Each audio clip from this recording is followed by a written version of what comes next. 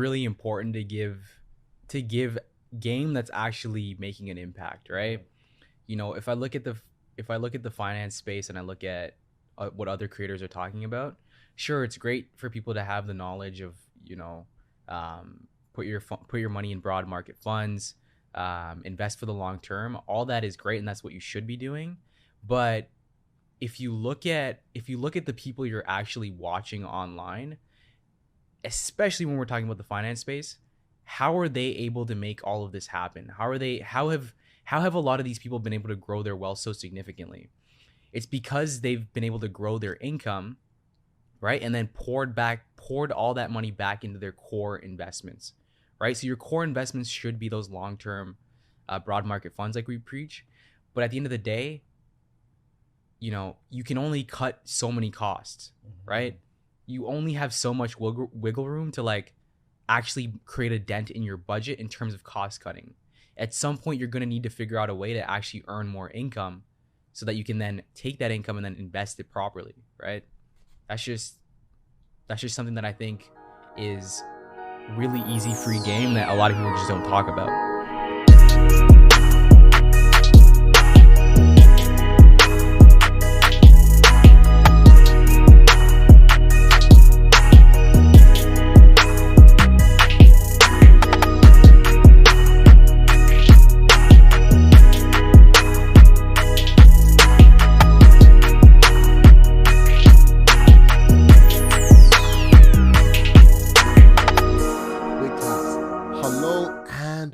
Welcome to the Hustle Over Everything podcast. This is the podcast where we receive stories, tips, and tactics from entrepreneurs who have done it.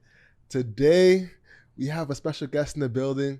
We got Den from StephandDen on the show. We're going to talk about his journey. Den, my guy, what's popping? I'm good. I'm excited. I'm excited to be here. Let's get it. Let's go. Most definitely. You know the vibes, man. You already know. Like to say. You know the vibes, yes. Where it's a returning guest. I am a returning guest, yes. One of the first returning guests on the show. So, how has life been since our last podcast together? Life has been really good. I think the last time that I was on, I don't think I had quit my job yet. I don't think me and Steph had quit our job. So, yeah, I guess that's the big news since then. Grind, like the Deloitte grind, 9 to 5, come back, edit the pod, make some videos. At the time, like you're just finished up the Millennial Money Run from CNBC. From CNBC, yep. Yeah, the grind was crazy. So, me and Steph have been plotting to like actually quit the jobs and like go full in on the content, and yeah, we made it happen, and yeah, we're here today. We're super excited. What was your reaction when you got featured by Graham Stephan? Oh, when I got featured by that was a huge actually wasn't a surprise because like obviously at the time Graham was really like he was popping. He was pushing out those Millennial Money reaction videos, and we knew that it was coming, so we were just waiting for it. The one that really surprised us was actually Patricia Bright. Shout out to Patricia Bright. Like yeah, that's the one that got us. Most definitely. She has a great financial channel, man, and it's good to dive into her. I actually be watching her with my girl, you know what I'm saying? Like, all right, let's go set some time apart and watching Patricia Bright, you know what I'm saying? Session, man. Most definitely. And you quit your job like you said. So what was that experience like, quitting your job? Because it was interesting, right? Because I think for a lot of people, especially if you're gonna go into like the content creation world, like some people just kind of go all in and say, you know what, screw it. Like I might not be in the best position right now, financially, but me and Steph, given also the fact that we have a financial channel, like we wanted to make sure that we were secure financially first. And like we had a roadmap to get us to the point where we were like, okay, cool. Like we've hit these milestones and now it's time to actually quit. So when we finally did quit, it was still scary just because, you have like your family and like, they're not necessarily involved in like the planning and the roadmap. So they might think you're crazy and, what is this, especially the older people, right? Like they might be like, what is this thing that you're doing, right? Exactly. It doesn't make sense to me. You have this great job. Why are you quitting? So it was a mix of emotions, but yeah, I mean, at the end of the day, we had our roadmap in and we had our plan set. So yeah, once we got to a point where we felt comfortable actually taking the leap, it was a no-brainer. Let's talk about that for a quick second, because a lot of our entrepreneurs want to quit their jobs to focus on their business full time. Walk us through that roadmap. What were some of the key things we had to hit in order to be like, all right, now that we've accomplished this goal, we can quit? Yeah, well, for us, like, we wanted to make sure that we had actually built out a solid community of people. We wanted to make sure that we had, like, I guess, our like proof of concept in, and we, at that point, we had been doing it for almost like close to 2 years. So we had a solid base of people who knew what we were talking about. They knew what we were about, and on that front, we also wanted to make sure that from our corporate jobs, we were secure financially. So Steph, for example, she had saved up close to $50,000 in the bank, right? Me, so you're not gonna be starving. Yeah, soon, like if shit hits the fan, like I got Steph, she's got me. Well, it's funny because for me, like, I had literally come off of paying off my student loan debt, right? Man, I remember that you're aggressively paying that. Like, I was. What was it like? Not just limiting your cravings for wanting to buy like some stock or investing that money, and just understanding that I gotta do this so I can actually properly win. What was your mentality behind that? Because not a lot of people have like the discipline to really, I'm gonna pay my debt off first, no matter how long it takes, and not just having the bells and whistles in the front. Yeah. Well, there's a lot of different approaches that a lot of people take, right? Like for me, like I took I want to get this out of the way so that it's not even in my mind. It's neither here nor there. A lot of people also say, you know what, right now my student loans, the interest rate on that is really low. I don't necessarily want to tackle that. I want to just go into investing and slowly pay it off. I took the opposite approach. I said, this is weighing on my mind, and I'd rather pay it off. I'd rather pay it off as quickly as possible, and just get to grinding and like actually living my life and building something. So you're in the net positive. Yeah, for me, like I didn't want to have to think about paying off my debt, even, and it wasn't that big of a sacrifice, because at the end of the day, like the lifestyle that me and Steph were living at the time, like we could find so many great things to do around the city of Toronto that didn't cost a lot of money, right? And I think that's the biggest struggle for a lot of people, especially coming out of school. You come out of school, you're in the big city, and you kind of want to live a life. You want to go to bars, you want to go to restaurants, this and this and that, and you can definitely do all that, but it's just balance. And I think that's what me and Steph have more so been preaching. It's the pressure, like as you even said in one of your videos, you leave business school, you got like the Deloitte job, you got the apartment, all these different things of just like to signify you're doing better than your peers. Yeah, it's interesting. Like for us, going back to that whole roadmap thing, like we knew what we wanted to get to, and we had mapped out exactly what we needed to do, and it was just a matter of time. And I think that's the biggest thing. Everything is just a matter of time, and once you have that understanding, I think the rest is all easy, because it's not up to you, right? As long as you're doing what you need to do, then it is what it is. No, that's a fact. So how's the grind been since you left? It's interesting, because if you were to ask my parents, they would tell you that I'm chilling, right? And guys, for context, Den's parents are like Kenyan, African parents. We share the same background. Yep. So I know like the scrutiny he goes to in family gatherings. Like you're pouring some skooma there with some stew, some rice. Exactly. He's just like, oh, Dan, what are you doing? Oh, I'm a YouTuber. A YouTuber? What is that? What is that? Yeah. And your cousins, they're like a doctor, engineer. We spoke about this earlier, man. Like you're like the black sheep at that point, because you're just doing things outside the norm than what is expected out of you. Yeah, it's it's interesting. Like the hustle has definitely gotten I enjoy the hustle now, because I'm working on something that I really truly believe in and really care about. And I was working really hard at Deloitte as well, and obviously that showed with like whatever promotions and all that. But at the end of the day, the grind has definitely just intensified, but it's more personal, I would say. It's more like personal goals. It's more waking up each day and trying to attack these goals that you've set out for yourself. Less so like, you have your metrics at work, when you're doing your corporate 9 to 5, and you wanna hit those, and you have your manager and your boss, kind of keeping track of things.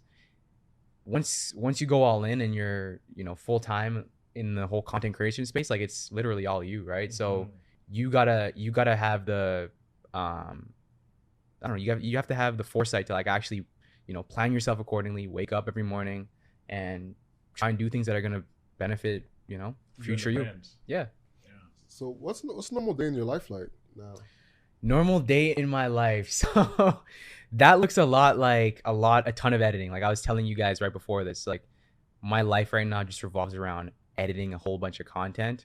We're trying to get out as much information and just like trying to put out more real-time stuff, right? I think we're in a really interesting, we've been focusing more on a lot of the financial content. So as I'm sure you guys all know, like there's a lot that's been happening in the markets, and it's just like trying to make sure that we're getting the information to the people on a more timely basis, right? That's mainly been the focus. So basically I wake up, I have my tea. I'm not drinking coffee. You still do No the more coffee? P90X? What? You still Sorry? doing the P90X? So I've been slacking on the P90X. I had a really good run there, and then life, It's like grand opening, and then grand closing.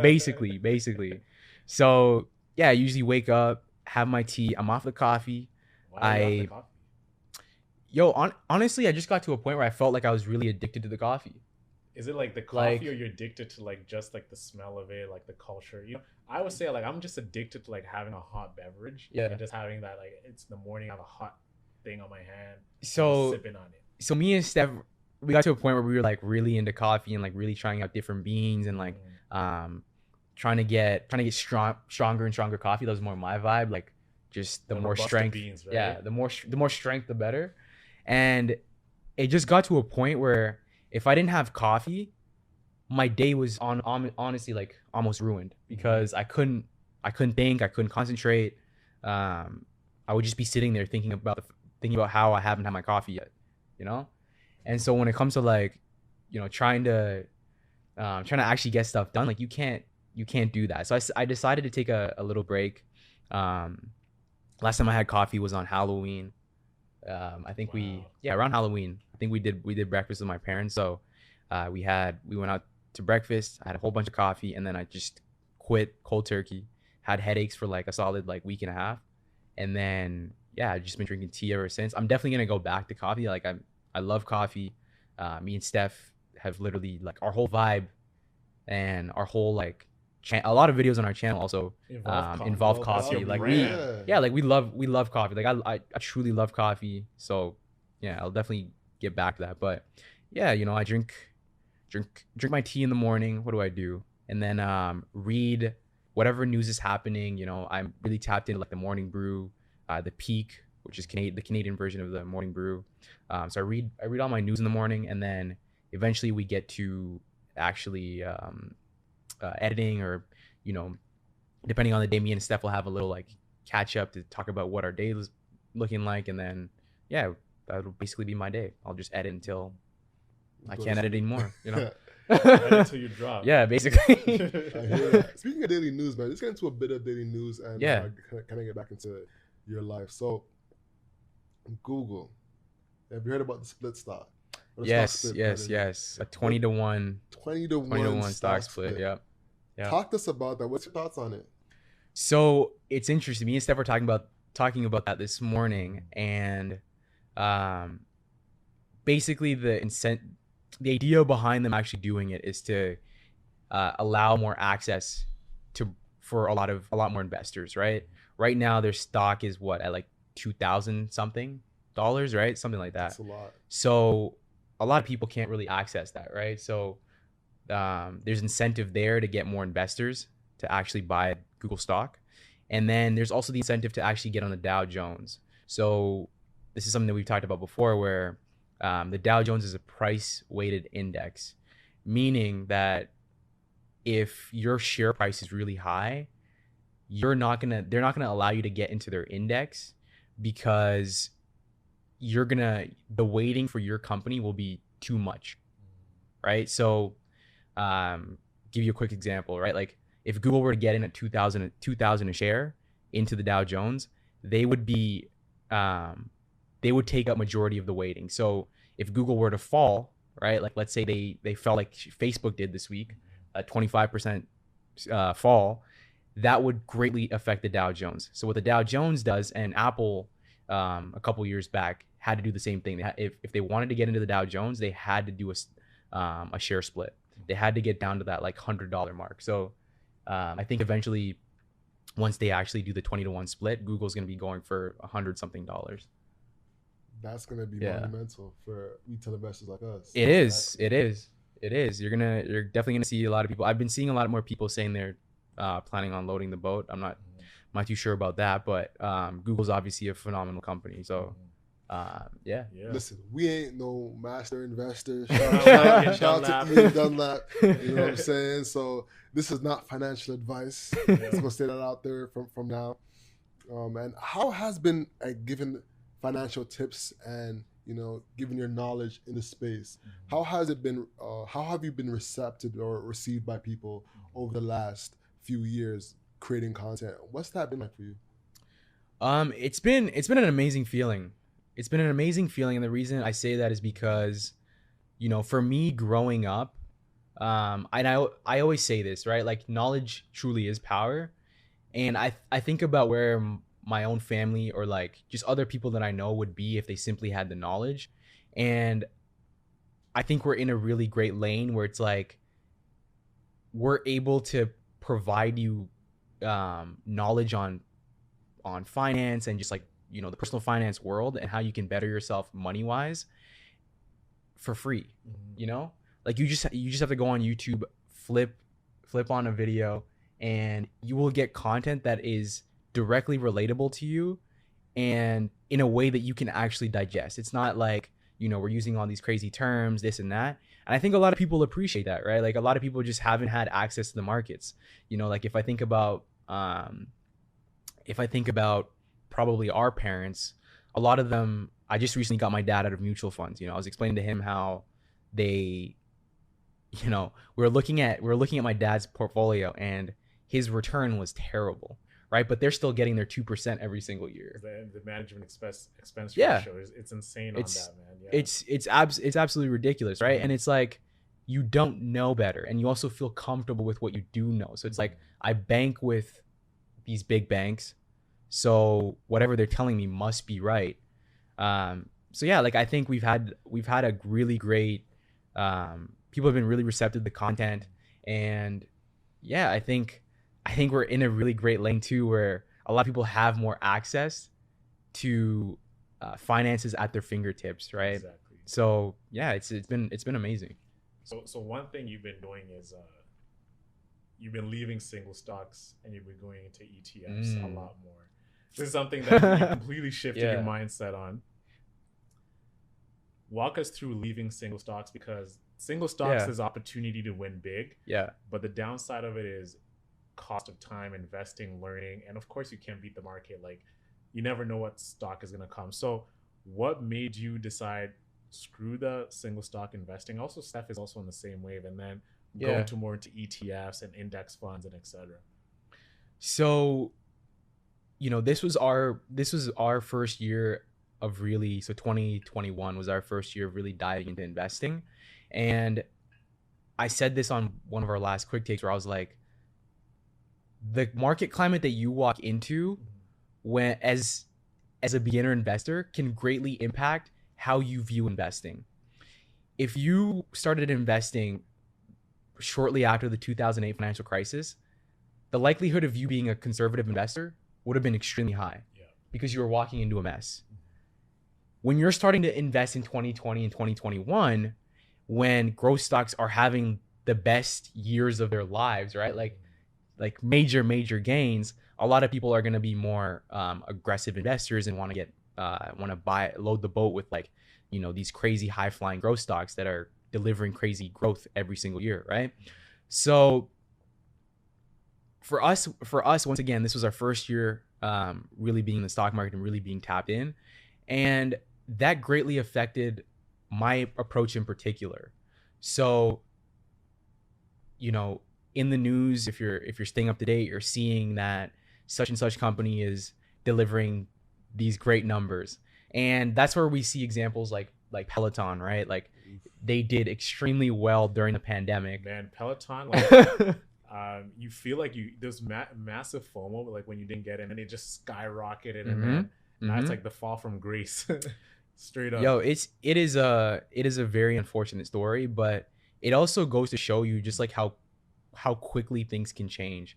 And you know, that's what we're seeing with Facebook right now too, right? Like these companies had this really big push during the pandemic, and that growth just can't be sustained, right? Like it can't be sustained, right? What we're seeing, I don't know if we're seeing a pandemic push or we're seeing Apple attack. I think that's the difference.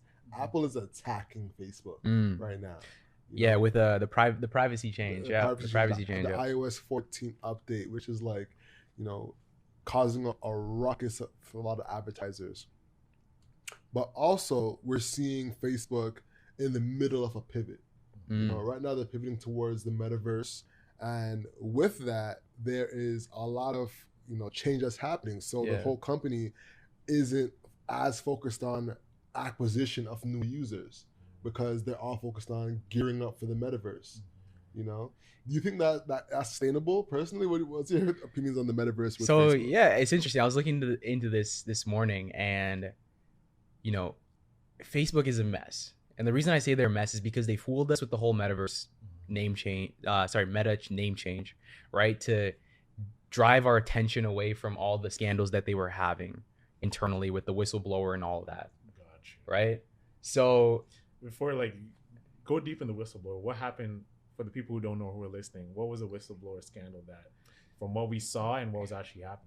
So from my understanding, there was a lady, I don't remember her name, but she basically came out and said that Facebook was actually promoting hateful content to users, right? Because hateful content actually drives a lot more attention.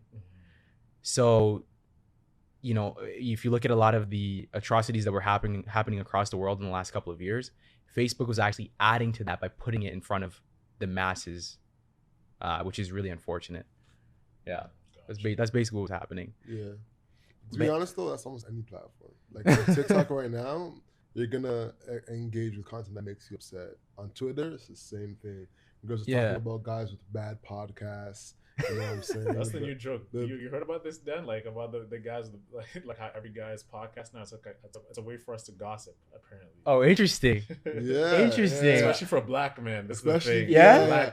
That's what's happening? Fresh and Fit has ruined it everything for black men in podcasts. It's atrocious.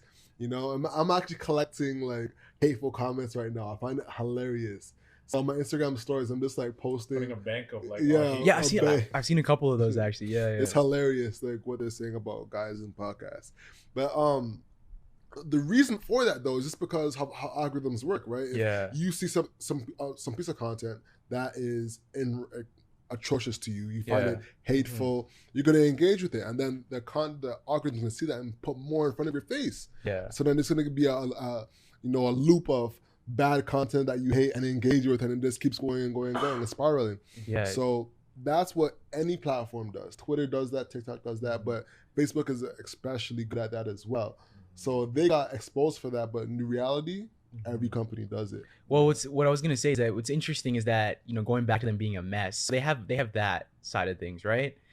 But they are dropping the ball in terms of actual user growth, right? And also just like sustained users that are currently using their platforms. Yeah. So big milestone for them last year was that they hit 100 billion in total revenues, right?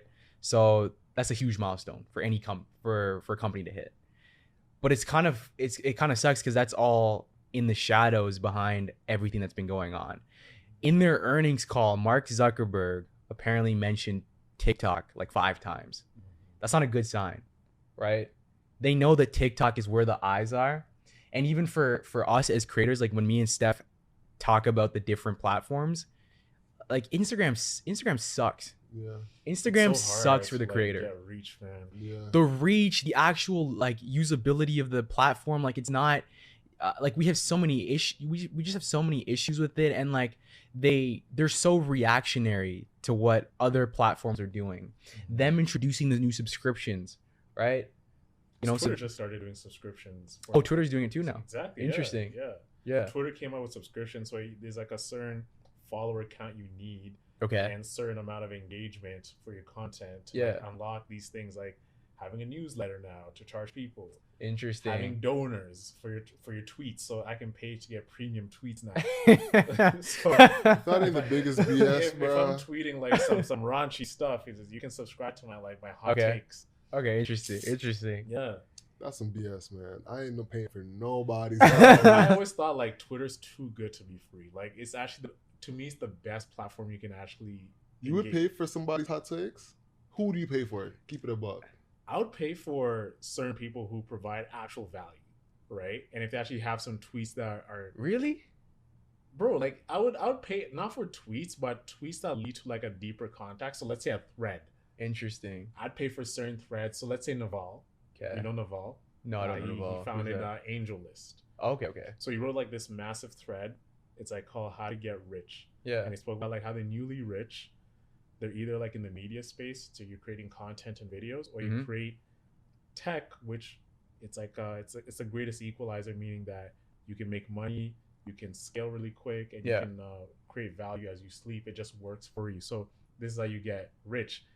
That is like one of the greatest threads on Twitter ever in terms of just like impact, engagement, reach, everything. It's like people have written books about it. Like they've included it in so many pieces of content. So Interesting. He has like more takes like that, right? Okay. Where it's like very insightful, it's very deep, and it very contrarian too. Like where you're thinking, I'd actually pay to get more of these like pieces of wisdom because he's like one of these story guys on Twitter. But one of Twitter's like biggest issues was their inability to actually monetize the platform, right?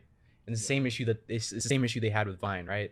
Like they bought Vine before TikTok was ever or musically TikTok was ever anywhere, right? Did they buy Vine and Periscope at the same time? I wonder. But they bought it to shut it down though. Like they didn't buy it to like grow it. Okay, interesting. You know what I'm saying? They bought it to like have to smash the competition because Vine was growing so fast. You know what I'm saying? So the people who got it cashed out and were like, all right, we're out. You know what I'm saying? Like Twitter wasn't in it to like. And they sold it for like 30 million too. I'm just like, wow. You know, Vine like 30 million only. How much did they buy it for? No, that's what Twitter bought it for. 30 mil. 30 mil. 30 mil Vine. And it had like hundreds of, I don't say hundreds of millions, but it was up there in numbers. And I think if they stuck it out for a couple more years, they would have found like a new way of creating content that's more resonating. They could have increased the time limit on each Vine. But I saw one of the issues was monetization. Like they couldn't figure out how to monetize Vine, right? Why couldn't this have ads? Say anything else. Well, that's where we're at now with TikTok, right? Like TikTok's killing the game, right? You know what I'm saying? TikTok is killing it. And you have had amazing growth on TikTok. Like walk us through like your strategy on TikTok, because you have been like you were able to look at it and be like, all right, I want to do this and that, and go through and sniper kill it. You know, so what are some of the things you saw that are, all right, this is some of the strategies I'm seeing work. I'm going to apply it to my content. I think it's really important to be a student of the game, and you know, regardless of whether like what we understood from YouTube was that if we could figure out what it was, how to deliver the content in the best way, the rest of like the metrics and all that, it's all the same, right?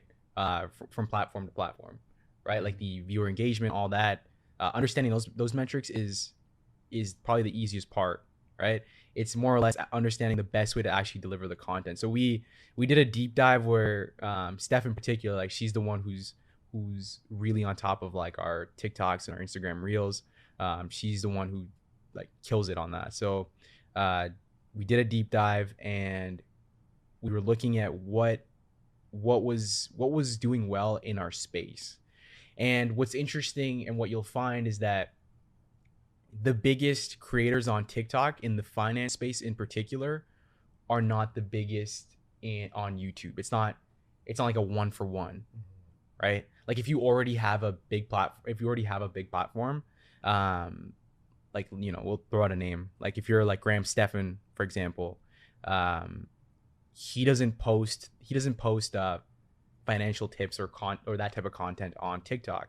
He just posts his podcast, right? So the people that are actually posting financial content on TikTok are not the same people that are posting, except for us, on YouTube. So it was more or less just like being a student of the game, seeing what's working, testing it out, understanding that we're not going to hit it right away. And right away is different from person to person, right? So for us, you know, right away meant like, you know, we're gonna go all in for like, let's say a month and see what happens. See what happens, what's clicking, what's not clicking. So it's right? all in like one TikTok a week, one TikTok a day. It's what is that? Good question. It's whatever consistency means to you, right? So when you look at a lot of the creators in your space, if a lot of them are posting whatever twice a day, you better be at least posting once a day to actually see how things are going. So for us, we were like, you know what, based on everything else that we have going on, we're gonna try out once a day and see how that goes. So we did once a day along with pushing out the regular content on our other platforms. And even though it burnt us out at first, especially when you're learning the platform and you're trying to like figure out even how to just like throw on edits on the platform, right? A lot of the things that we noticed was that a lot of the content that felt organic to the platform really popped off as well. You know, it's interesting because you see a lot of people also trying the whole, you know, taking the TikTok video from TikTok and throwing it up on Reels. You know, I have this theory that they're just gonna like suppress it, you know, with like the metadata that they're getting from like the TikTok video. Obviously it's not confirmed, but you know, those are just some of the things that we picked up on in that month. And then once we came up with a plan, we tried to connect with other creators as well. We went all in and just stuck with it. At the end of the day, everything goes back to time, right? If you give something enough time and you're not too eager, and this is something that we deal with too, right? I think everyone wants results right away. You're not going to see results right away, right? But like for you, like from watching your TikTok, like once you started posting, it just seemed as if you had like a hockey stick growth. Because like all the videos, that's what it seems like. Yeah, I guess that's what I'm telling you that, right? Like that's what it is. It looked like it because 1 minute you're like, we're gonna go on TikTok, 3-4 videos, a couple thousand. Then you had, I think maybe on your 10th video, it went viral. So there's definitely something you're doing. That's what we're trying to say. Right? Okay. And you're saying it takes time, but I really want to challenge you on that. Like, what took time for you? What took time? Okay, so this is why I said time is relative to like the person, right? Like when you're making content, I feel like a day feels like a year sometimes, you know? And you gotta, so for us, like time, the time needs to go into you actually being a student of the game and actually studying your space and studying your lane. We knew that we knew that we knew what we were doing on YouTube. We knew that we didn't know what we were doing on these other platforms. So we genuinely took the time and just threw out videos, you know? And through that research, like if you're doing your homework, you know that for example in your space there's these types of formats that are really working for people, and that out of all those formats, at least one of them's got to work for you, right? Right? At the end of the day, it's still like your personality and you delivering like your bit to it, like your flair and your energy, right?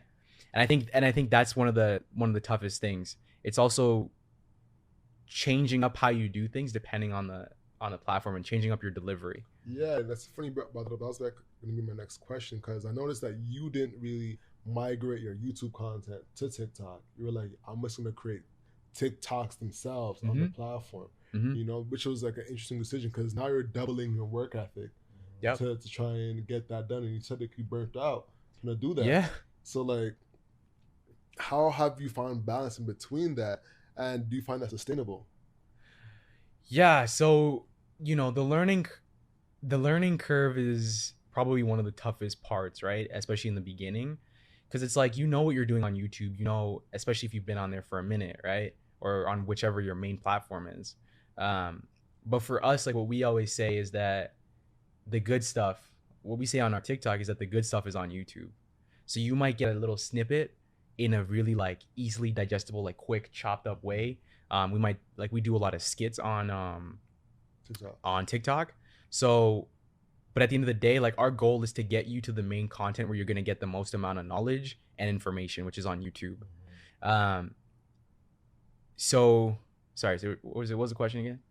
How have you found balance in between? Balancing. Okay. Sorry. So balancing. So the learning curve for anything that you're starting out new is always going to be high. It's always going to be high.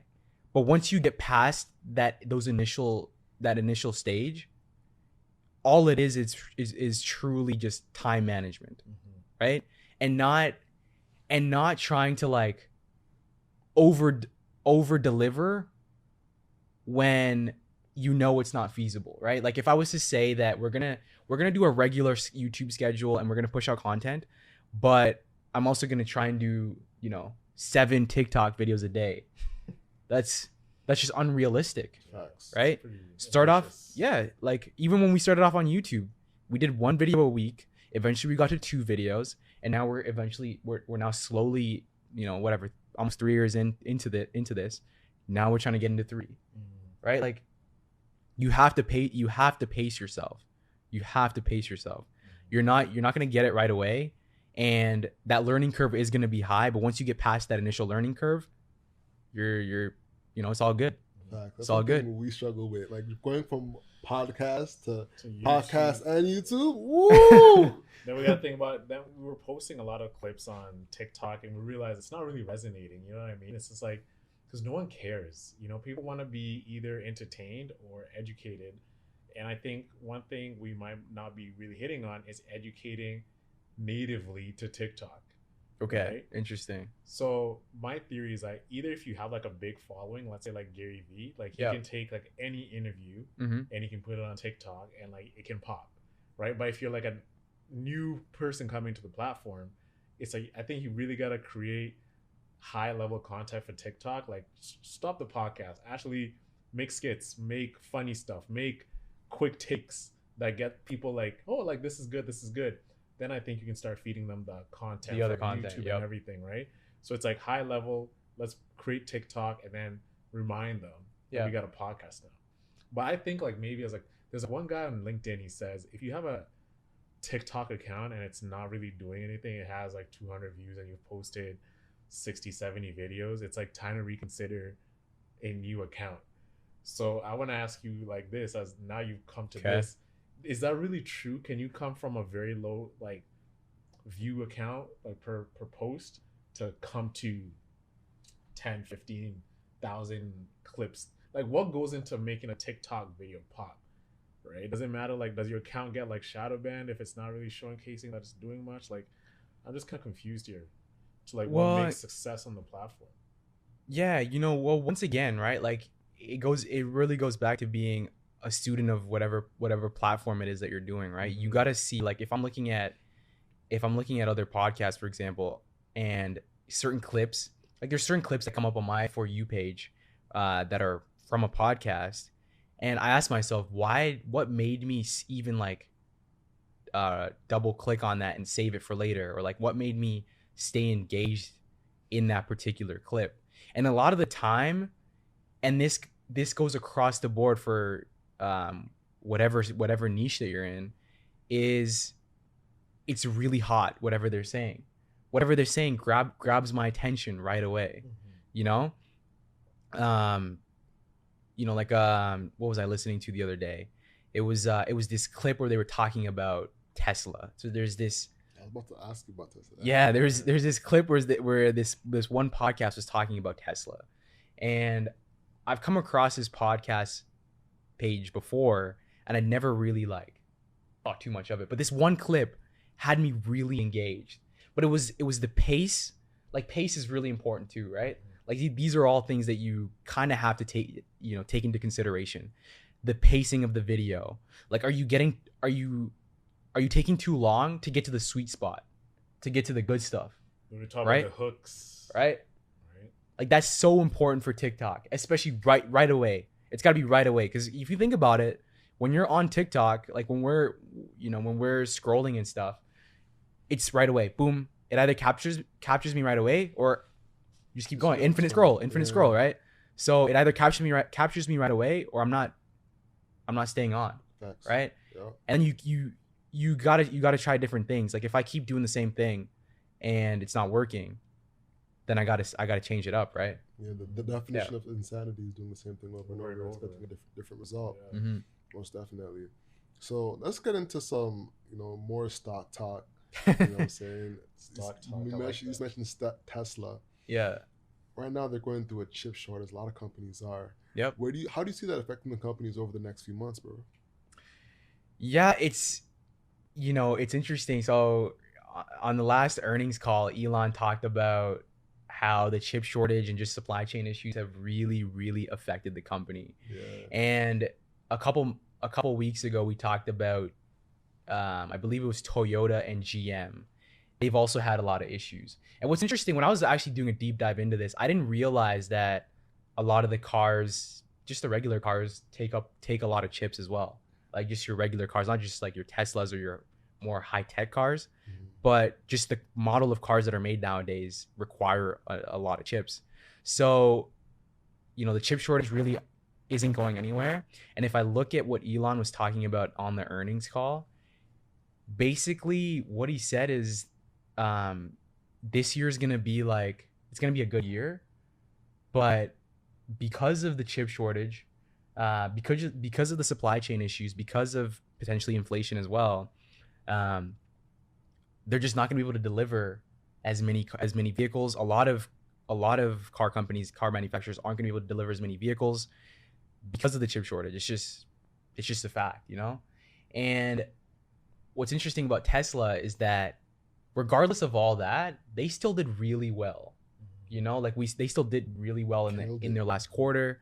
And something that I think a lot of people missed was the fact that they were delivering vehicles, right? They've made some significant advancements, right? They weren't too flashy, right? Like, Elon didn't come out and say, our robots are ready to roll out, Would you ever scoop on those robots? I don't really know what they're for, to be honest. I don't.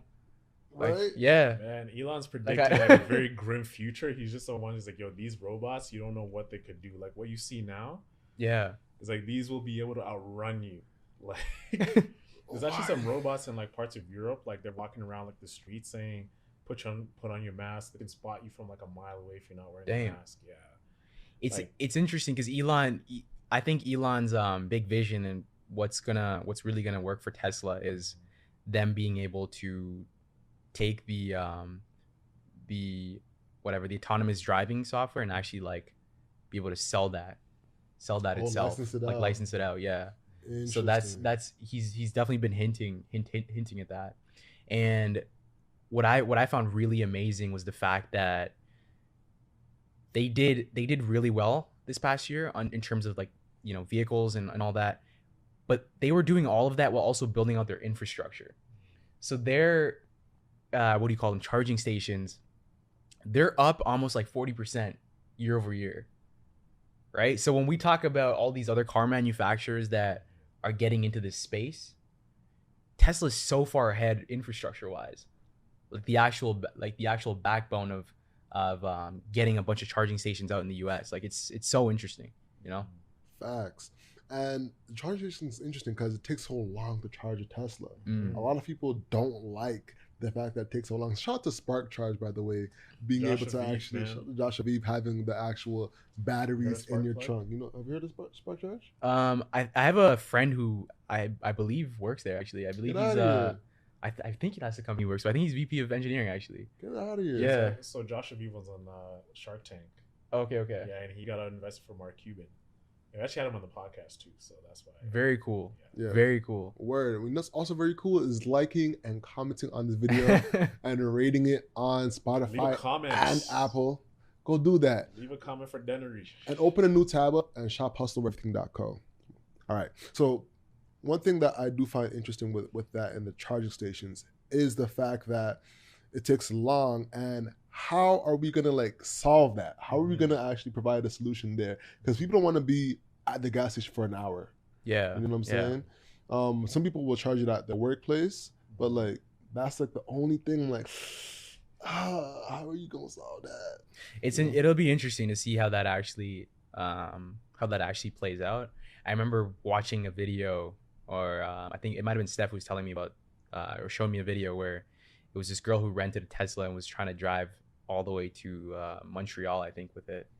And the only issue, they loved the car. The only issue that they had was with the charging, right? Just trying to figure out, where you were going to charge. And obviously there's those big stretches, especially when you're doing those long road trips where, we have en routes, right? We have those for your regular cars, that you drive. Yeah, something's coming up, right? Yeah. But is something coming up for your electric vehicle, right? So we don't know. Yeah, man. So looking into the future, where do you see the business going? Where do you see the business driving for you, for StephandDen? For StephandDen? Where do you see that going in the future? We're really excited for some of the stuff that we have coming up this year. We've got a lot of great content. We're trying to once again push out more timely content, especially as it relates to financial news. We're coming back with some more career content as well, because we can't talk about finances without actually talking about the entire picture, right? We've talked about people leaving money on the table often in their corporate jobs because they just don't know to negotiate, or they don't know how to negotiate. And so when we talk about money, we do want to talk about things from a holistic perspective and just cover everything. So we've got a lot of great things coming up. We want people to stay tuned, and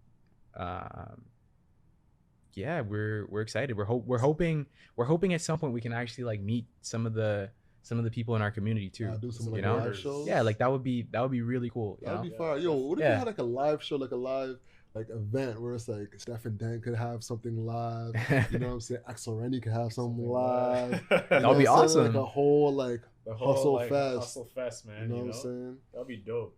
So one thing about the content that you're mentioning is from what it sounds like, you're putting out a lot of content each and every day, but how do you balance doing like revenue generating activities where you're forming partnerships with these brands and actually doing the work to bring the dollars in? Because it's okay to make content, but we need to translate it into dollars. So walk us through that process of getting away from the content, engaging these brands. What are they looking for? Who goes to who you talk to? Got it. Delivery. Give us the whole overview of that side of your business. Yeah. So, it's obviously no secret what the typical revenue model is for people on YouTube. There's usually a number of ways. There's you have your consistent, hopefully, YouTube revenue that YouTube pays you, and then there's affiliate marketing. So obviously, we work with different brands. For us, it's brands that we support and already use. So for example, if you want to sign up for an investment account, we already use a company like Simple. So we work with them for affiliate marketing, and you get something and we get something. That's sort of the vibe. And then when it comes to sponsorships and actual brand partnerships, we try and work with brands, once again, that we're going to use already, or that we actually, and I know a lot of creators say this, that they want to work with brands that they actually believe in, but we truly try and stay away from any sort of company that could mess anyone up, just especially when we're talking about finances, right? So yeah, usually usually what happens when we're trying to form these partnerships is a lot of brands actually, we're at a point where they reach out to us and we begin the conversations from there. So let's say such and such financial institution wants to work with us. They have a new product coming out. They'll reach out and, you know, we'll have our back and forth, and yeah, we'll eventually hop on a call, meet the people, meet the team, and yeah, we'll work on creating content that is authentic to us and our community, but highlights whatever it is that they're hoping to push. Yeah, this is interesting, right? So a lot of content creators say this. We spoke to other people like who came on the show who create content. Yeah. They're like, I only work with creators, I only work with brands that I believe in. Like, that's another thing, right? There's like this thing, and I'm not saying you don't believe in them, but the cliche. It's like, oh, I only work with brands I believe in. Like, we have to have the same core values and everything like that. But you can imagine as like a up and coming content creator, like you need dollars coming in. There's like this, like, let's say from X and Y axis, there's like amount of output of content you're putting out to the dollars coming in. And then you have like external variables like values that you believe in. Yeah. How do you juggle in that? And have you and Steph ever faced that position where, because you left your job, so money coming in is extremely crucial? So going back to our earlier conversations when you guys asked me about, you know, our plans to actually get it, you know, our roadmap to actually getting to the point where we're going to quit our jobs, that was a big part of it. Integral part of staying true to your core values. Exactly. I want, you know, me and Steph wanted to make sure that we were in a place financially where there wouldn't come a time where we would need to compromise our integrity and our values to push something that we didn't believe in. We are in a position where we're blessed in the fact that we have savings, right? We don't, like, truly our goal, especially when it comes to YouTube, is to get the info out. We're in a position financially where we are blessed enough to have the regular recurring revenue where we don't need to rely on, you know, brand sponsorship and deals, right? Like, we get if I told you the amount of emails that we receive weekly from like different crypto platforms and different just all these random companies, right? Oh, and how much? Yeah. We what's the average, like, inbox? 50, 100? There's at least I don't know, let's say like five companies that email us every day. Damn. Right? Five different companies. 5 different companies, yeah. 25. Right? And follow-ups too, right? And follow-ups. There's always emails in the inbox. Always. So just to get interesting here, what's the amount of, like, what's the most you've been offered and you turned down? What's the most we've been offered and turned down? And they're very blatant, like, hey, Steph and Dennis, we will offer you this if you create a video, 10 minutes talking about create content, introducing our platform, and etc. Well, you know, I'll tell you this. We've been, it won't be the most, but it's on the other spectrum, right? So you'll get brands that deal with a lot of creators. So I call it like the Fashion Nova effect, right?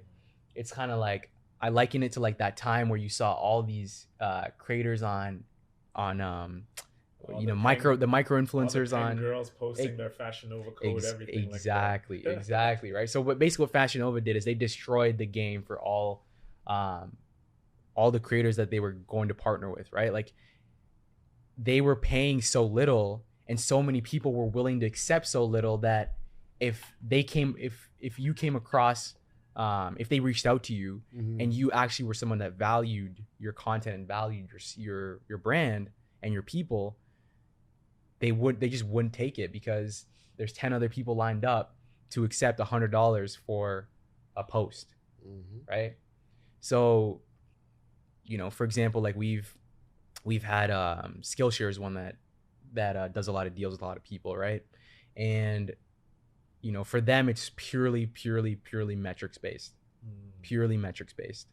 And by metrics based, you mean that the amount of content creators we get to have codes for signing up for Skillshare, I mean, we can have like a higher conversion rate by like getting new customers. So they'll work with they'll basically work with anyone right? And On the affiliate side or just sponsorship side? sponsorship and affiliate side. Gotcha. They'll for the most part work with anyone, and they lowball you, right? Like they'll tell you, we'll pay you like $150 for a video, right?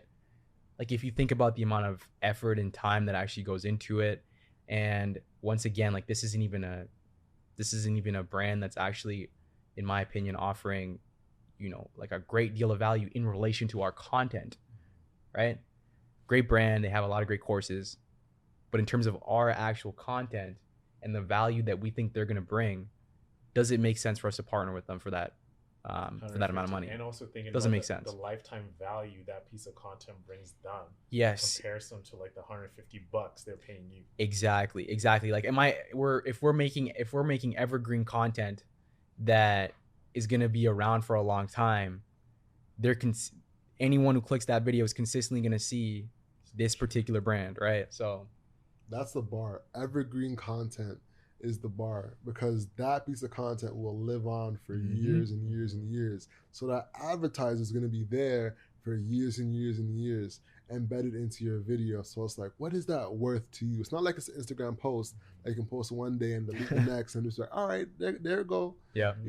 Evergreen content is going to be there forever. So you really got to value that. Absolutely. Yeah. Most definitely. Facts. All right. So what comes to closing these brand deals? What's one thing I can really commend you for is you've been able to close a lot of brand deals, some quality brand deals. What advice can you give to creators that are coming up on closing those quality brand deals? Yeah, I think what's important is, before we even get to closing, it's understanding how to truly value yourself.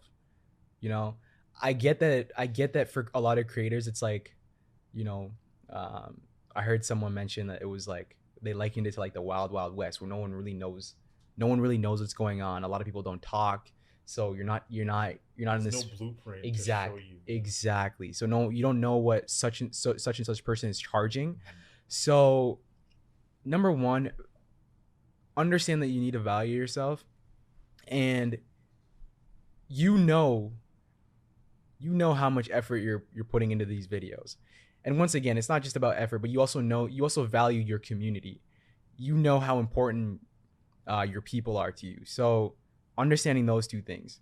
Now, when we get into the actual, brand negotiations, if you already value yourself, you're going in strong, right? And for us, there's been a lot of learnings along the process. And one thing that I can say is that, we're in this space where we only want to push out content that's sponsored, that stays true to our audience and people. Sometimes you'll watch a YouTube video and it'll just seem like forced. Yeah, it'll just seem forced, or it feels like the entire video was basically crafted by the brand, right? Like I didn't leave the corporate world to also then come and share and fake the funk. Yeah, and fake the funk and share my message in like this really corporate way, right? Like that's not what the people want. And that's not what resonates with the people. So if we're not dealing with a brand that understands that, then we obviously can't work together. But yeah, I think you need to be firm on whatever your pricing is. Like you obviously need to be flexible. Like you need to know the space, right? You number one, value yourself, know the space, right? Know that you're not, don't be scared to like reach out to other people, other creators, right? That's a big one. Yeah. That's a big one. Can we do something? Can we do like a little exercise of what valuing yourself looks like? Like for instance, let's say I have 5,000 followers. Yep. Engaged followers. Let's do a beauty. On what platform? I think that matters. Is it YouTube? Is it TikTok? Is it Instagram? I think Instagram is probably an easy one for everyone to value. 5,000 followers on Instagram. She's as a woman, a beauty advisor or beauty content creator. what does valuing yourself look like when it comes to approaching? But let's say Sephora wants to do a brand deal with influencer. Let's call her Sarah, right? Sarah got 5,000 followers, wants to do a deal with Sephora. Yep. Sephora's approaching her. What do you think value? Oh, and then of course, engagement. We're going to talk about that. Her engagement rate is 7%, which is moderately high. Yep. For a micro influencer like that. Yep. What is a valuable brand deal? Let's talk about that. What do you think worth would be in your opinion? Worth? I definitely don't know dollar value wise, but what I will say is that only like you are the professional, right? So walking into these deals, you can't walk into these deals without confidence, because at the end of the day, I know my audience better than you know them. You're coming to me for a reason. You're coming to me because I have that high engagement. So you're saying they need you more than you need them. 100%. 100%. Especially if you're popping. You're trending.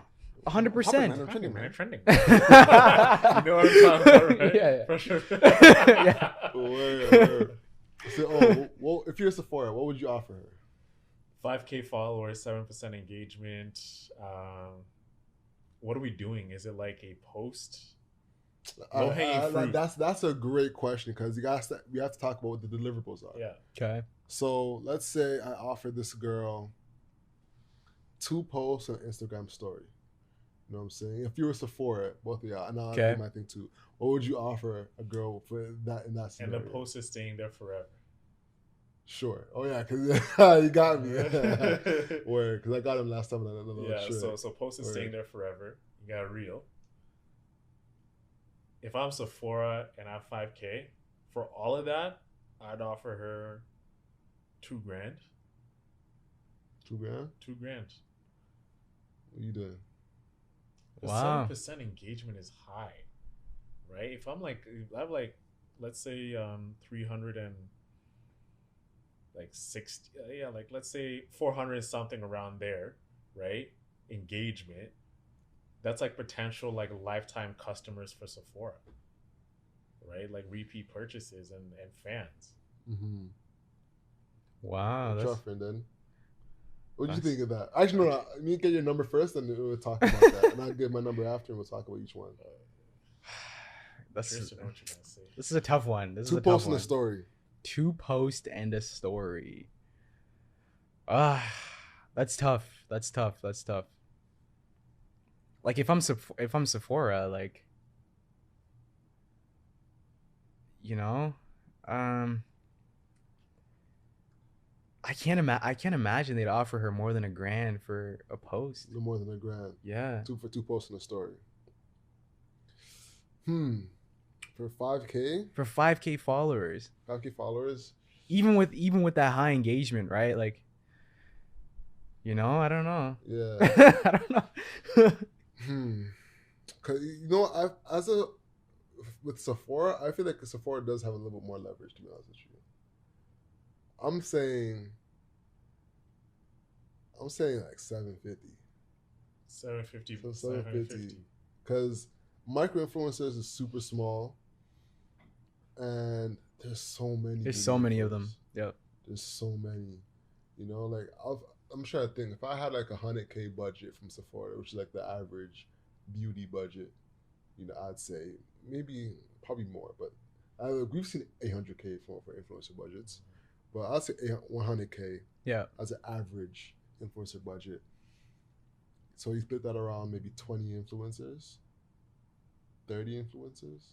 Like it's a volume game at that point, right? Of trying to get as much as you can for that price. So yeah, I'm gonna say 750, and then I'll try to negotiate down and expect her to go for 1,000, 1,005 max. You know what I'm saying? Man, I just think like if you're offering that much for what the impact could be, and what each person who converts into a Sephora customer, because Sephora customers, man, if you look at their business, they're so loyal. Like Sephora's brand, okay, you have Max, and then you have Sephora. Okay. And then if Sephora's business model is extreme like attentive to each customer. Mhm. You have girls like if you look at like the floor spacing, they have girls running around like each shift. There's like 20-25 girls working at a time. Yeah. So like that moment of truth, like you know how Starbucks have like the moment of truth, like okay, what is like this? Okay, we do this, we say your name, we do this. Sephora has their business model which keeps people coming back. So once they bring in a girl into their ecosystem and you look at the average order value or like purchase, that's like $180 to $200 each girl is spending. Yeah. And then for $750, Yeah. come on. But here's the thing, though. Let's keep it a buck. Almost every girl above like the age 18 knows Sephora. You know what I'm saying? It's like Sephora's like McDonald's. Like everybody knows Sephora. So it's not a net new customer gained. It's a re-engagement with that customer. So they're gonna be more like, "Oh my God, Sarah got a Sephora deal," versus like, "What's Sephora?" No, ain't nobody like, "What's Sephora?" You know what I'm saying? They're all like, "Oh, she got a Sephora deal." You know what I'm saying? It's kind of like, "Oh, you're legit now. You got a Sephora it's deal." More. It's more. Well, I think it's like stamp of approval. I think a really great example is Majuri, right? And what they've been doing with a lot of the girls, right? They've reached out to a ton of girls that are under like 5K, 10K, right? And they just send them jewelry, right? They send them jewelry. They say, "Hey, we'll send you jewelry, and we just ask that you take a photo and share it." That's it. That's it. That's literally been their entire game plan. Damn. And their jewelry costs, you know, if we really break it down, like it's not worth that much, right? Really? Yeah. Like if you like what they're asking you to choose from, it's gonna be their it's not gonna be like the greatest thing, the greatest things from their site, right? But at the end of the day, if you're looking at a lot of the micro influencers, especially the girls in this space, a lot of them are gonna get very excited by this brand reaching out to them, which is another thing. That's another conversation to have, right? You shouldn't feel, and me and Steph have had this conversation so many times. You shouldn't feel honored. Like it's an honor that this person, this brand has reached out to me. Like, thank you so much. You know, like you got to look at it like business. Yeah. You know, we even do that in sales, right?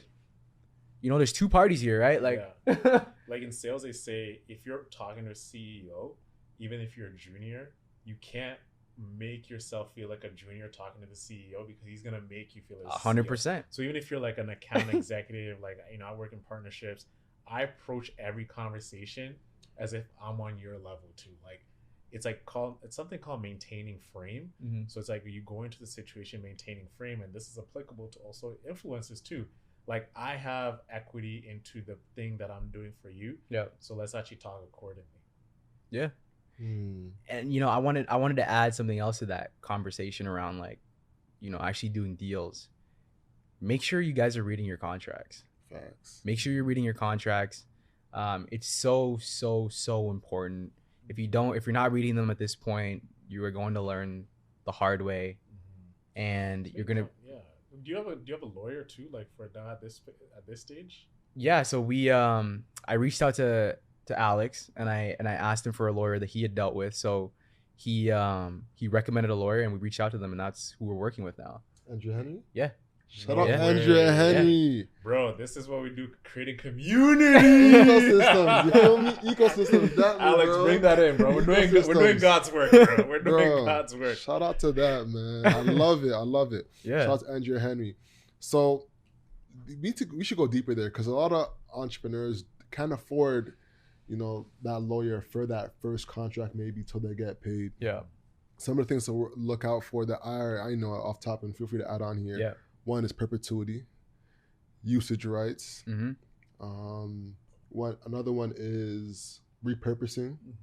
Those are three main things. Anything y'all want to add? Termination. Payment process. Net 30, net 15. You know what I'm saying? Yeah. Termination wise, like you make sure that it says, that both parties can terminate. It's not just they have all the leverage, right? Got you. Termination clause. You can just terminate at any time type of thing. Okay. Or whatever works. Whatever makes sense, right? Yeah. So for your deal, what's the longest deal you've ever done as a sponsor? Um, Longest deal we've ever done. So we've done, I think, like a 4 month long deal where we did like a video sponsorship for each month, something like that. But we have a deal coming up soon that we'll eventually announce on the channel once it comes. But yeah, it's gonna be like a half year long, like a 6 month long deal. Really? Yeah, we're super excited about that one. One thing you've been talking about is like investing is a lot of people need to grow their income more instead of like looking at investing at what you have because it doesn't really make a difference.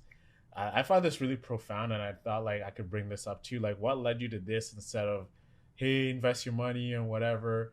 What really inspired you and Steph to start talking about this more in terms of growing your income so you can actually reap the benefits of what you invest? I just think it's really important to give game that's actually making an impact, right? You know, if I look at the finance space and I look at what other creators are talking about, sure, it's great for people to have the knowledge of, put your money in broad market funds, invest for the long term. All that is great, and that's what you should be doing.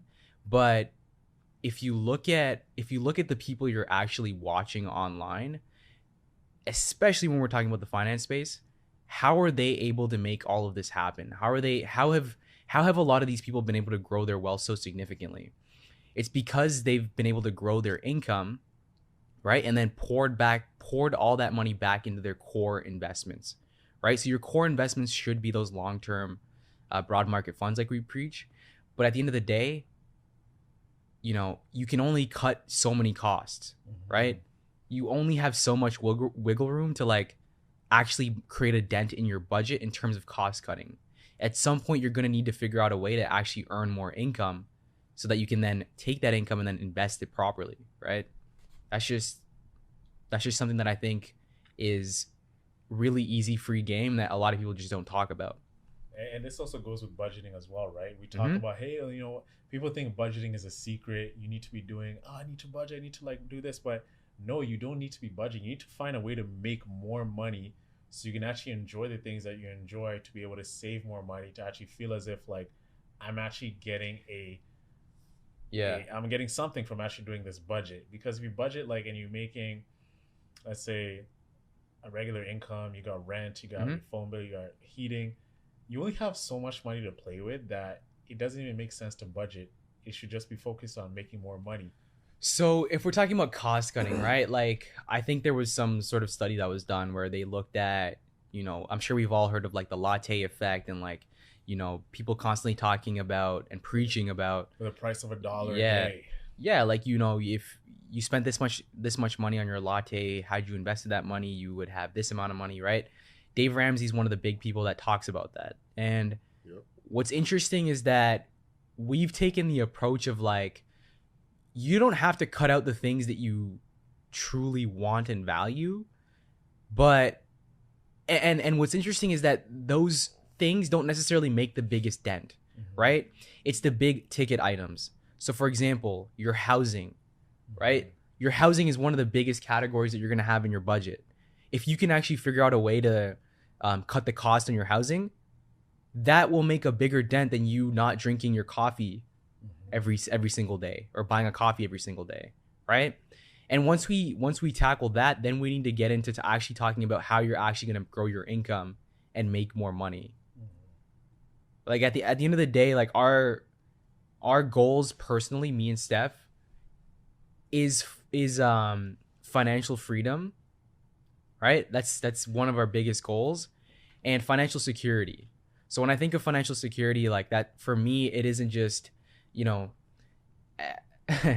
not sure if I said this on a recent quick take, but it's one of my goals to be rich.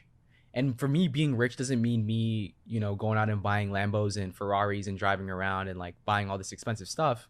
It truly just means being financially secure and knowing that, this big category that a lot of people struggle with and is the root of a lot of problems in many families' households, right?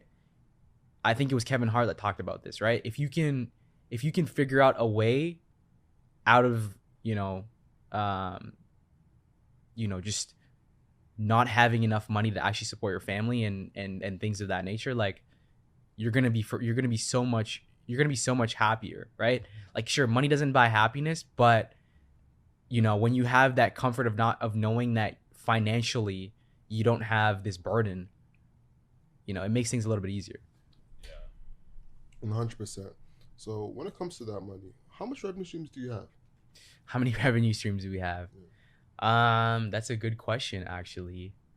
Let me count, actually. So we have our YouTube channel that does pay us money. We have our affiliate marketing.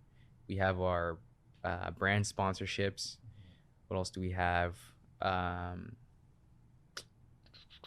We're currently working on some paid products that we're going to be releasing. What else do we have?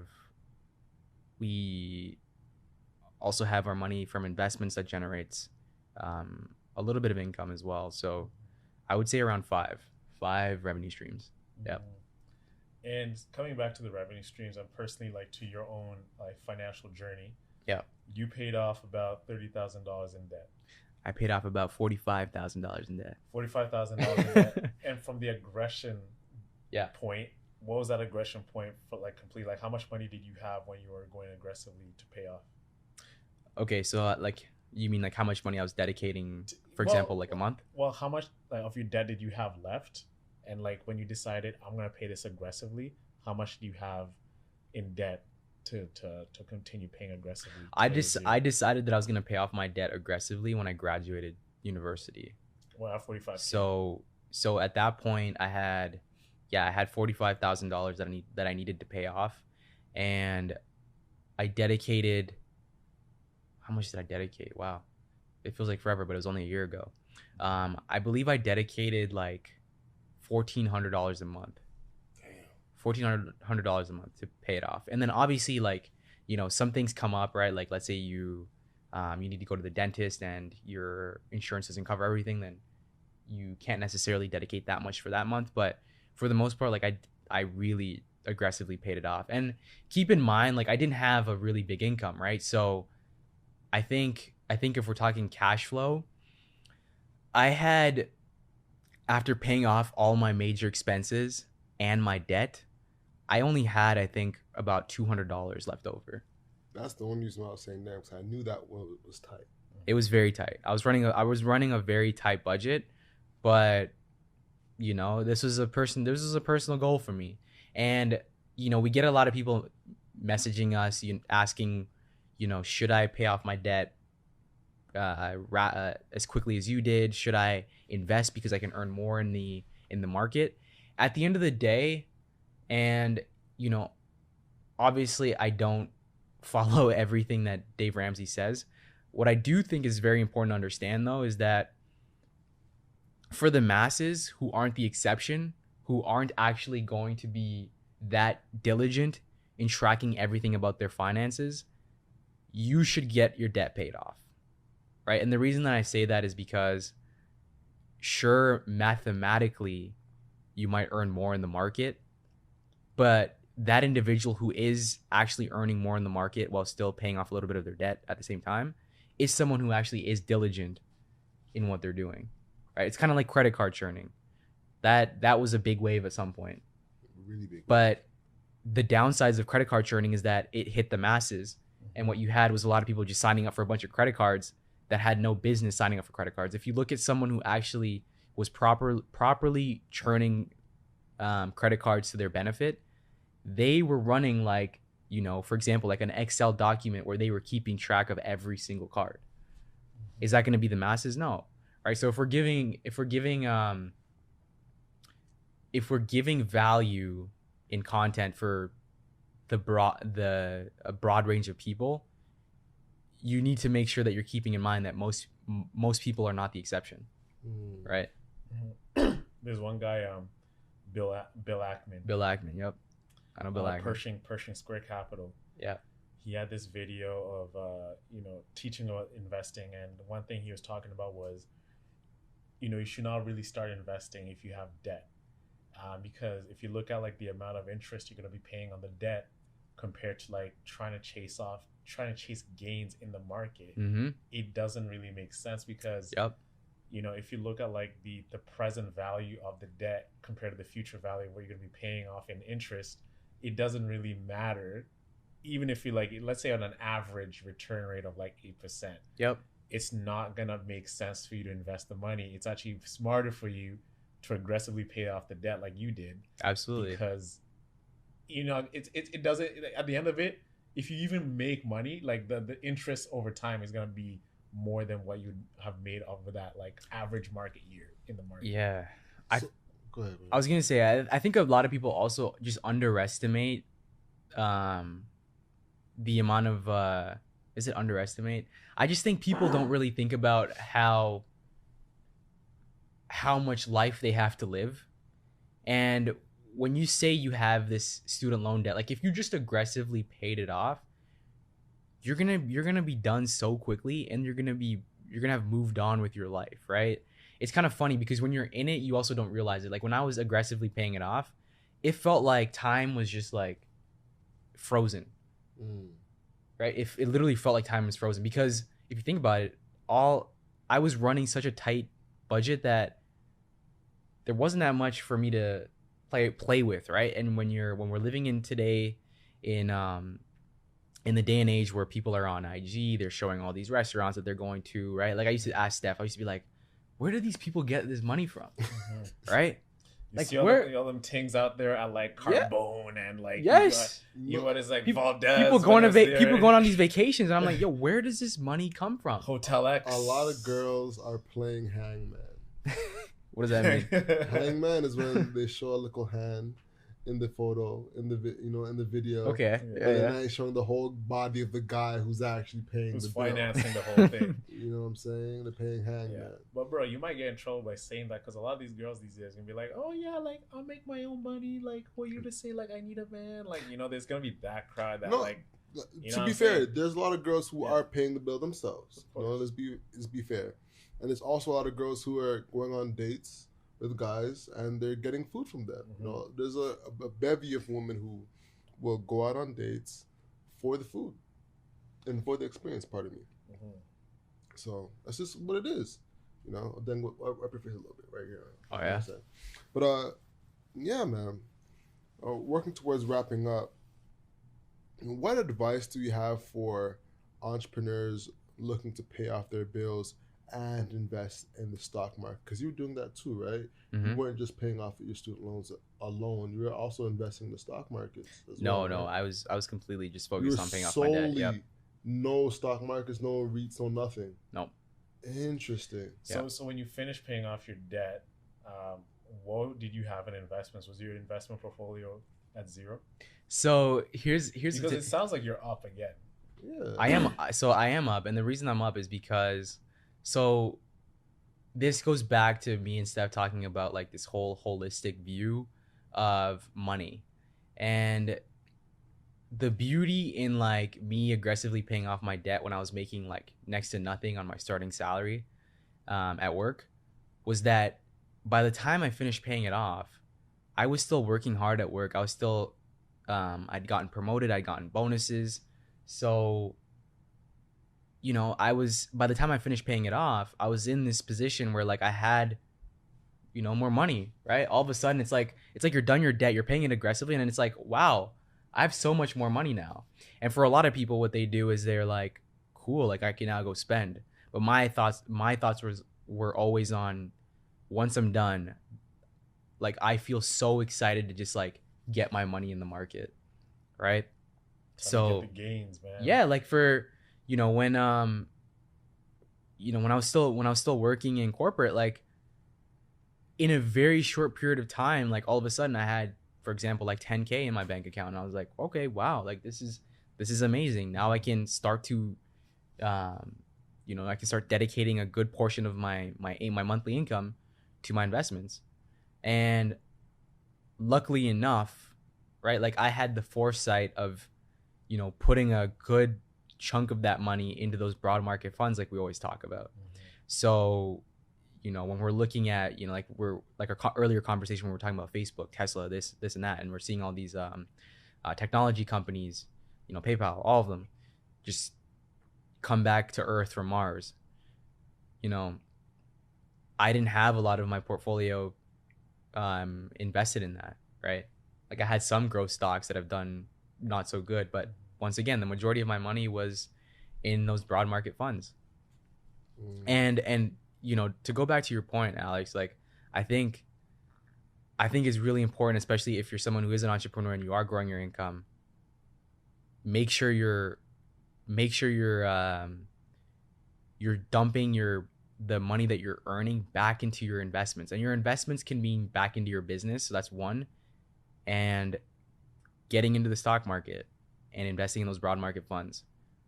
So for us right now, like we technically took a pay cut on paper, in terms of what we're actually paying ourselves out right now, but we're also investing heavily into our business, right? And then what we're not investing into our business is going into the market, into those broad market funds. So that's what's up. No, that's beautiful. So, working towards wrapping up, what advice would you give to the person trying to budget and save to get to that point where they're debt free? I would say, I understand that it's really tough, especially when you're deep into it. But if you can stay dedicated to whatever your goal is and just keep pushing, like I can't even explain the feeling of just like being debt free and knowing that I'm at zero. Like it's kind of a funny thought when knowing that you're celebrating that you're at zero, but it's like, sure, my net worth is zero right now, but like I have worked so hard to get to this point, and the amount of just confidence that you have in yourself, especially if you're doing the work during that time to also learn more about investing, so that once you get to that point where you are debt free and you're looking to invest your money, you actually have a general idea of where you want to put that money. That's big. That's big. Now that's a lot of discipline, man. And to tell you in person, not a lot of people have the guts to do that, right? We all have squirrel syndrome. We all want to just see, oh man, trip to Cancun, trip to whatever. That's like $3,000 right there. There's this like actually another millennial money. This chick, I don't know if you saw it, but it was like this girl from Atlanta. She did physiotherapy. She's making about like $90,000 a year, and she has like $200,000 in debt.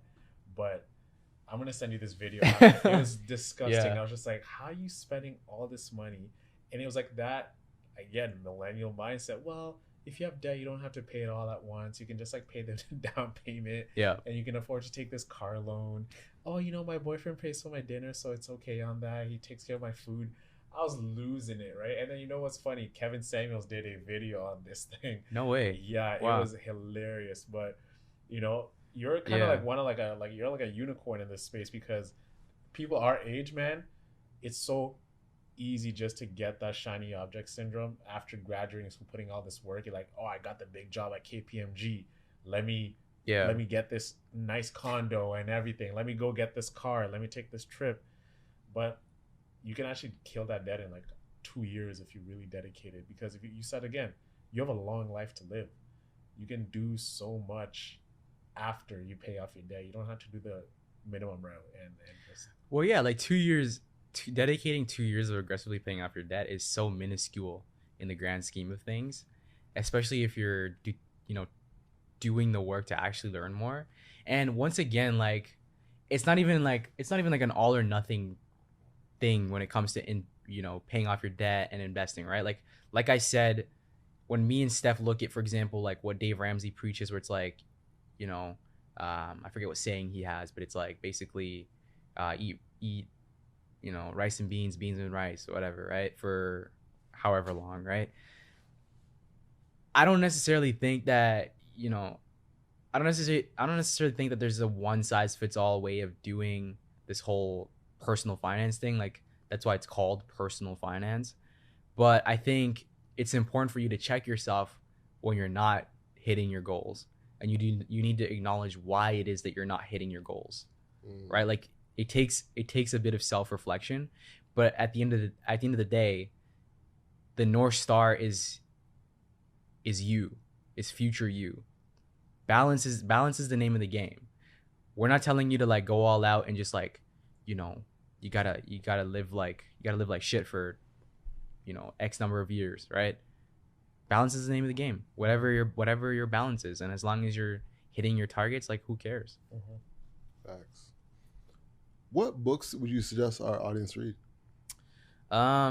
Cool. Yeah. So some of the books that I've read, you know, I'm sure it's not going to be any surprise for anyone who's tapped into like personal finance stuff, but it's Rich Dad Poor Dad, great book. The Wealthy Barber, great book. Think and Grow Rich, great book. For people who are looking to learn more about like the markets and looking for a more I'd say like advanced approach to investing and learning more about like value investing and the method to the madness behind like Warren Buffett, for example. What's it called? Benjamin Graham's The Intelligent Investor. It might be a tougher read for some people, but I think it's a book that, you know, you just have to consistently keep going back to.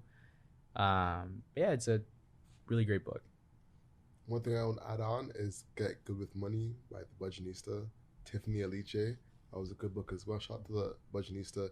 If you haven't watched the episode, I would highly suggest go check out the episode on Hustle Over Everything. Yeah. You remember what episode that was? It was like in the 100s. It was in the 100s. Yeah. I'll check that one out. Also want to add, I'll Teach You How to Be Rich by Ramit Sethi. That's also another masterful book to check out to really understand how to utilize your credit, utilize your different accounts to get the best bang out of your money, and also build your wealth over time by utilizing those strategies. So definitely peep Ramit Sethi's book. I've heard it's a really great book, actually. Yeah. With that being said, ladies and gentlemen, that wraps the podcast. The hustle is what you control. So control your grind and control your life. Hold up. Den, where can people find you? People can find myself and Steph at StephandDen on YouTube. Just type in StephandDen Money Tips on TikTok, and we're also on Instagram, StephandDen. You know the vibes. Let's get it. Let's go. You know the vibes. Let's go. Go. I'm Alex. And I'm Owen. And I'm Dennis. And that's Hustle Over Everything, y'all. Peace. Let's go. Let's go. Let's go. Let's go.